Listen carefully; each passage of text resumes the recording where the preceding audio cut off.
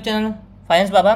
Guys, मैंने जैसे आपको थंबनेल में देखा होगा, फोर केमिकल शेयर के बारे में बताना है। तो गाइस देखिए, शेयर मार्केट का जो एक सबसे बड़ा फंडामेंटल होता है ना, कि पेशेंस सबसे बड़ा फंडामेंटल होता है। Patience is the profit of the stock market. जब तक आपका पेशेंस नहीं रहेगा, स्टॉक मार्केट में प्रॉफिट नहीं होगा। सबसे पहली बात, आपने इसे कोई भी शेयर खरीदे तो ऐसा नहीं है कि आपको एक हफ्ते में प्रॉफिट हो जाएगा या 2 दिन में हो जाएगा, बट टाइम लगता है। बट शेयर मार्केट में जब भी टाइम लग के प्रॉफिट आता है, बहुत बड़ा आता है। अब गाइस देखिए, जो भी हम आज शेयर डिस्कस करेंगे, वो शेयर कैसे हैं कि लास्ट 1 साल से 2 साल से उनमें कुछ परफॉर्मेंस नहीं आई है और वो एक कंसोलिडेटेड जोन में आ गए हैं। अब उसका इंडेक्स का इम्पैक्ट है या फिर उसमें इन्वेस्टर्स नहीं आ रहे, बट ऐसा नहीं है गाइस। अब देखिए, हमने ये जो शेयर्स पिक किए हैं उसमें क्या क्या है कि उसमें एक फंडामेंटल स्ट्रांग है और इनकी डिमांड भी अच्छी है।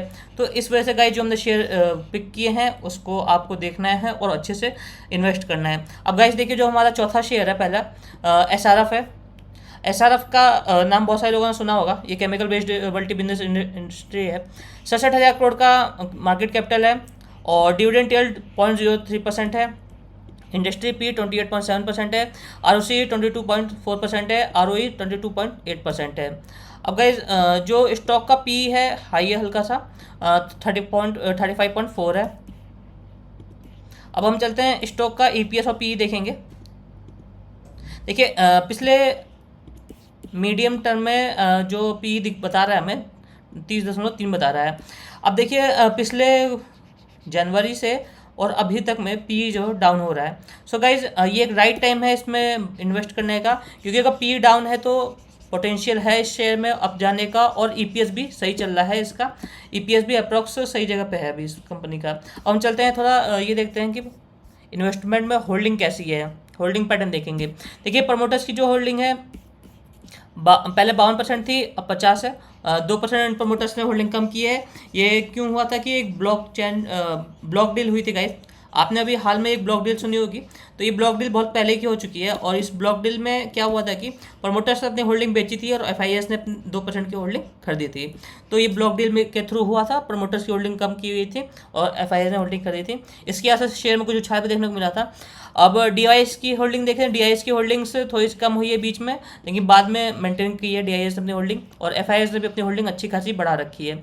अब जो पब्लिक है, पब्लिक ने गाइज अपनी होल्डिंग कम कर दी है इन लास्ट। अब गाइज देखिए, यही जो इंपॉर्टेंट चीज़ है, जो भी हमने शेयर पिक किए हैं वो थोड़े से इनएक्टिव हैं लास्ट ईयर से।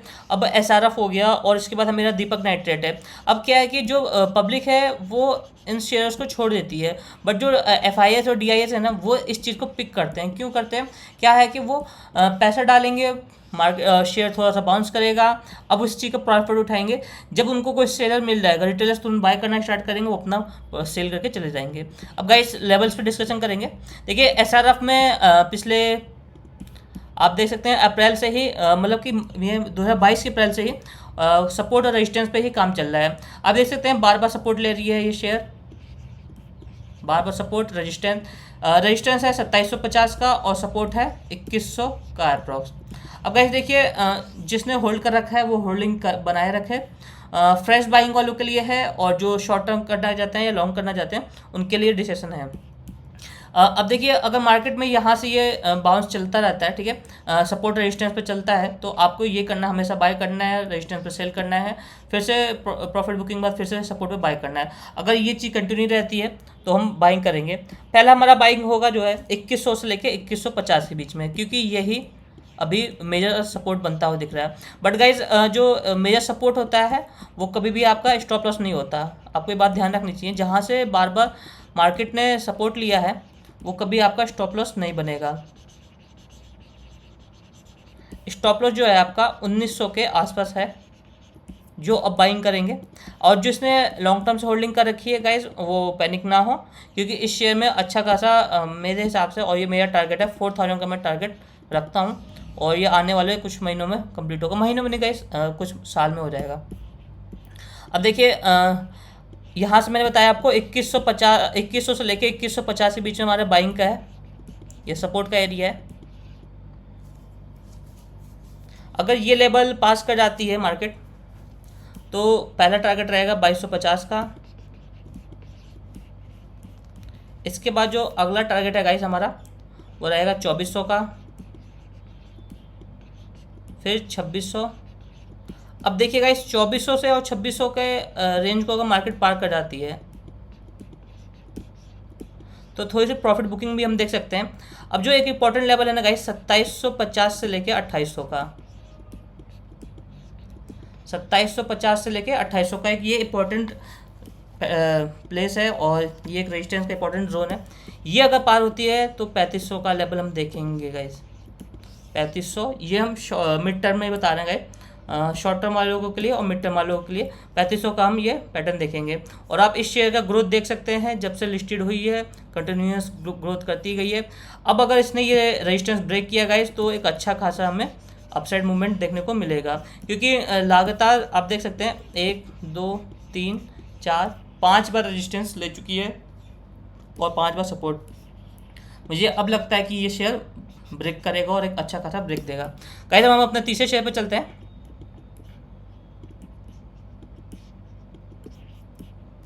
हमारा जो तीसरा शेयर है गाइस वो है दीपक नाइट्रेट।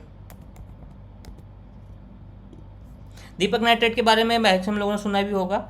अब देखिए दीपक नाइट्रेट में का जो मार्केट कैपिटल है वो 27,000 करोड़ का है, ठीक है, 27,957 करोड़ का है। और दीपक नाइट्रेट डिविडेंड देता है, अच्छी बात है ये 0.37%।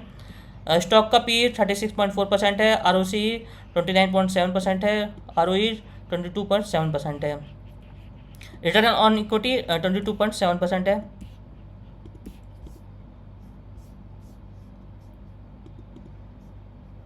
स्टॉक का पी थोड़ा सा हाई चल रहा है अभी, पिछले रिसेंटली टाइम से थोड़ा हाई चल रहा है, बट जो ये आपके 2018 जो हाई था और उससे थोड़ा सा भी डाउन चल रहा है। तो मीडियम टर्म जो मीडियम पी है वो सही दिखा रहा है, ईपीएस भी सही चल रहा है गाइस।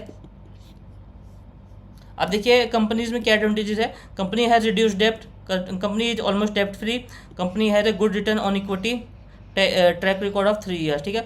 अब देखिए इस कंपनी के कोई डिसएडवांटेज नहीं है, मैंने इससे पहले कई सारी वीडियोस बनाई होंगी, उसमें कंपनी के कोई ना कोई डिसएडवांटेज रहते हैं और इस कंपनी में कोई डिसएडवांटेज नहीं है। अब हम पैटर्न होल्डिंग्स देखेंगे। प्रमोटर्स की होल्डिंग्स, प्रमोटर्स की होल्डिंग्स बढ़ी है, आप देख सकते हैं। जहाँ सितंबर 2020 में 45% थी, जून 2023 में 49% हो गई। एफआईएस की भी होल्डिंग्स कम हुई है। डीआईएस की होल्डिंग बढ़ी है गाइस, डीआईएस की होल्डिंग बढ़ी है और पब्लिक की होल्डिंग बढ़ी है अच्छी खासी। और लास्ट में आते थे पब्लिक ने छोड़ दी है अपनी होल्डिंग्स। तो गाइस देखिए जो पब्लिक ने होल्डिंग कम की है उन्हें अब बढ़ानी चाहिए। एक्चुअली देखिए पब्लिक क्या होती है ना कि थोड़ी सी जो रिटेलर्स होते हैं वो एक छोटे से अमाउंट से होते हैं। मानता हूँ मैं आपको एग्जांपल देता हूँ, 10 लाख रुपए वो लगाते हैं, तो उन्हें क्या है ना कि उनको रिटर्न जल्दी से चाहिए। अब मान लीजिए 10 लाख पे अगर 10% का ग्रोथ भी होता है तो 1 लाख बनता है, बट वही अगर 1,000 करोड़ पे अगर 10% का ग्रोथ होता है तो करीबन करीब 100 करोड़ रुपये बन जाता है। तो गाइज इन लोग के लिए ये रिटर्न बड़ी बात होती है, क्योंकि इनको तो 100 करोड़ रुपया, वहीं हमारे लिए 1 लाख रुपया हमारे लिए भी बड़ी बात होती है, बट होता है क्या कि हमें वो बड़ा प्रॉफिट नहीं दिखता। इसलिए बहुत सारे लोग पैनिक में आके बेचना स्टार्ट कर दिया है 2022 सितंबर से। सो गाइज इसीलिए मैंने इन शेयर को पिक किया है, क्योंकि बहुत टाइम से इनएक्टिव है। बट अब क्या है कि इनका फंडामेंटल स्ट्रॉन्ग है और कोई भी शेयर ज़्यादा टाइम तक इनएक्टिव नहीं रह सकता स्ट्रॉन्ग फंडामेंटल होने के बाद। दीपक नाइट्रेट के हम डिस्कस करेंगे गाइज लेवल्स। दीपक नाइट्रेट्स में 1718 का इम्पोर्टेंट सपोर्ट है, 1718 का इम्पोर्टेंट सपोर्ट है।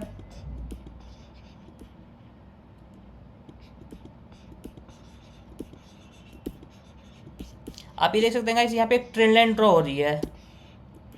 अब इस ट्रेंड लाइन को जब भी ब्रेक करेगा तो हमें एक अच्छा खासा बाउंस बैक देखने को मिलेगा, और ये बाउंस बैक जो भी है हमें 3200 तक का लेवल दिखाएगा। गाइस मार्केट आज 20 कह दिया गाइस मैंने, 20,000 पे है। और हमारी देखिए जो सपोर्ट है वो 1718 से लेके 1895 के बीच में है। अगर हम 20-50 पे बाइंग करते हैं, पहला टारगेट रहेगा हमारा 2384 का, पहला टारगेट रहेगा हमारा 2384 का। दूसरा टारगेट रहेगा 2640 का, 2640 का गाइस ये हमारा लेवल है। और इसके बाद अगर मार्केट सस्टेन करता है तो 3000 हमारा टारगेट रहेगा। बट गाइज अगर 3000 का भी लेवल अगर ब्रेक हो जाता है तो आप सबको पता है कि इसके बाद अगला जो टारगेट रहेगा वो 3500 का है।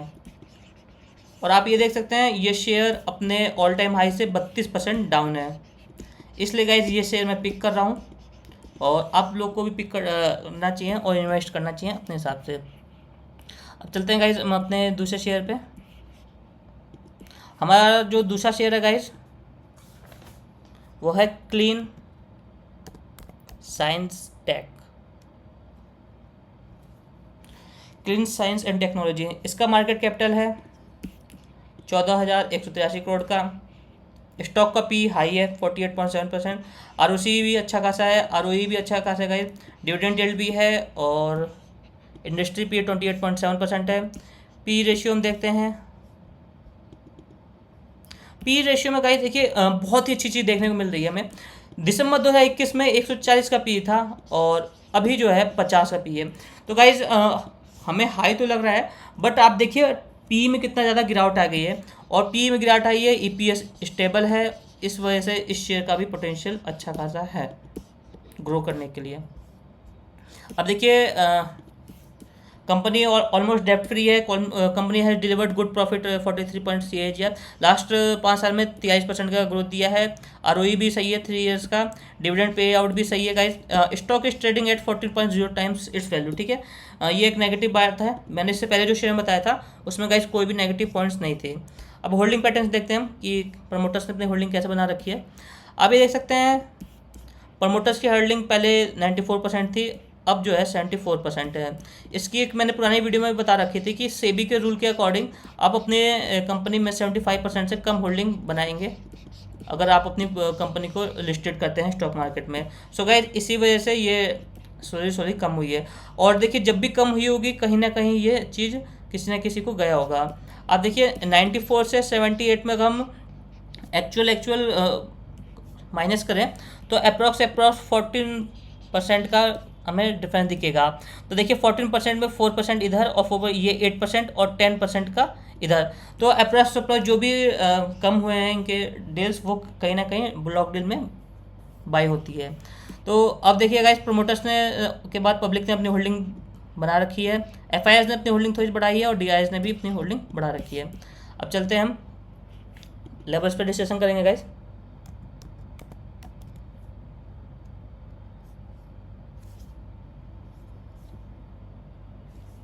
देखिए लेवल्स में हम ये देख रहे हैं जो इम्पोर्टेंट लेवल हमारा दिख रहा है सपोर्ट का वो है 1260 से लेके 1240 का, ये एक इम्पोर्टेंट सपोर्ट का लेवल है कुछ इस जगह गाइस, ठीक है।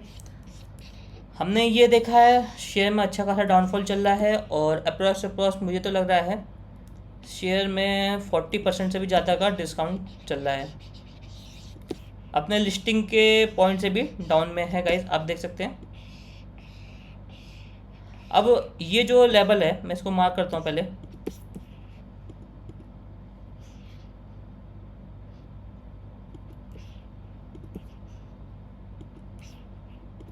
इन लेवल्स को जब जब ब्रेक करेगा एक अच्छा खासा हमें अपसाइड मोमेंटम देखने को मिलेगा। देखिए गाइज इसमें मेरा अभी तो टारगेट 2800 का रहेगा क्योंकि इस शेयर में अच्छी खासी ग्रोथ देखने को मिल रही है। बट गाइज एक जो इंपॉर्टेंट चीज़ है ना, बहुत सारे लोग क्या करते हैं भगा भगा देखते हैं। मैं आपको बता रहा हूँ जो भी अभी इन्वेस्टमेंट करेगा 1260 से लेके 1240 के बीच में, ठीक है, या फिर 1370 से लेके 1420 के बीच में, अगर शेयर मार्केट और यहाँ ब्रेक करता है सपोर्ट को, ठीक है, तो 900 तक हम कुछ इन्वेस्ट करेंगे। 900 के बाद गाइस हम इन्वेस्टमेंट नहीं करेंगे और जिसने भी अपनी लॉन्ग टर्म में होल्डिंग बना रखी है वो भी इन्वेस्टमेंट नहीं करेंगे। इसके बाद या तो हम होल्ड करेंगे, ठीक है, या फिर हम प्रॉफिट में जब आएगा अपसाइड तो हम प्रॉफिट बुक करके निकल लेंगे। 900 के बाद इसमें कोई इन्वेस्टमेंट नहीं होगी गाइस, पहले मैं चीज़ बता रहा हूँ। अब गाइस जो लोग 1300 के ऊपर इन्वेस्ट करते हैं तो उनके लिए पहला टारगेट है 1420 का, दूसरा टारगेट है 1500 का। 1500 का लेवल ब्रेक होता है 1900 का टारगेट है, उसके बाद 2300 का है और एक फाइनल टारगेट है हमारा 2700 का या 2800 हम मान सकते हैं। 2800 के बाद ब्रेकआउट आता है तो गाइस 4000 का हमारा एक टारगेट रहेगा और ये बहुत बड़ा टारगेट रहेगा।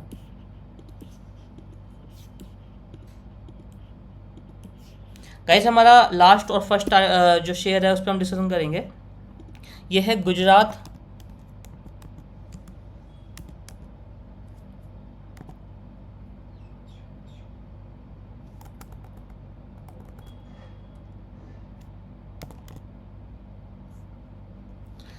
Gujarat fluorochemicals limited. अब गाइस ये शेयर जो है ना 30,596 करोड़ की कैपिटल के साथ वर्क कर रहा है। स्टॉक का पी है 25% और आर ही 29.6% है, आर 27.1% है। Dividend yield 0.14%।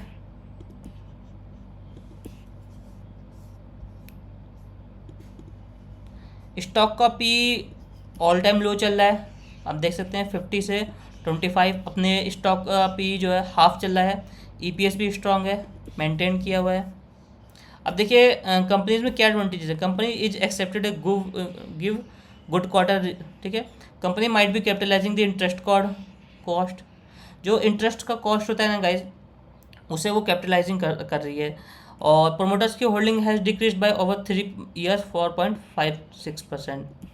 अब हम देखते हैं प्रोमोटर्स की होल्डिंग्स ही देखते हैं गाइज।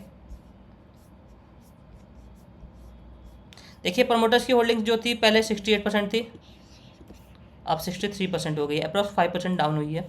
बट जब अगर डाउन हुई है गाइस तो ये देखनी चाहिए हमें कि ये चीज़ किसको गई है।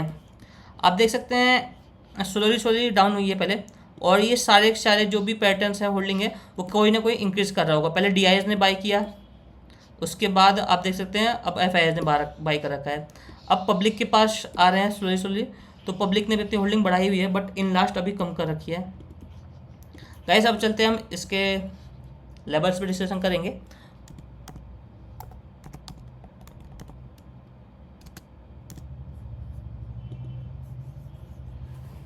गुजरात फ्लोरोकेमिकल्स, इसमें भी हमें बार बार गाइस सपोर्ट बनता हुआ दिख रहा है। 2600 का हमारा स्ट्रॉन्ग सपोर्ट दिख रहा है बनता हुआ। इसमें कुछ इस तरह का पैटर्न बन रहा है। अब गाइस देखिए इसमें जो भी लोग 2600 के आसपास बाइंग करेंगे उनका जो पहला टारगेट रहेगा वो रहेगा 3000 का। अगला जो हमारा टारगेट रहेगा वो है 3250 का।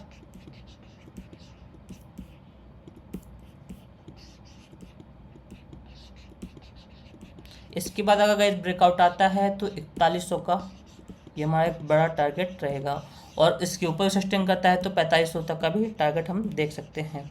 बट जो शुरुआत की जो 2000 से लेके 2495 में थोड़ी सी ये एक सपोर्ट का एरिया दिख रहा है गाइस, ठीक है। ये एक स्ट्रॉन्ग सपोर्ट का एरिया है 2085 से लेके 2495 तक। ये अगर क्रॉस कर जाता है, ठीक है, और यहाँ पे अगर नहीं भी आता है मार्केट, अभी तो मार्केट इस एरिया में नहीं आया है, तो हमें अपसाइड ही मूवमेंट मिलेगा जो है 2700 या 2800 मान सकते हैं, 2800 का। इसके बाद 3400 और फिर गाइस 4100 और 5000। तो 5000 का मैं इसमें ऑल टाइम का टारगेट रखता हूँ गाइस, ये लॉन्ग टर्म के लिए है। अब गाइस अगर आपको मेरी वीडियो अच्छी लगे तो please like subscribe. So thank you guys.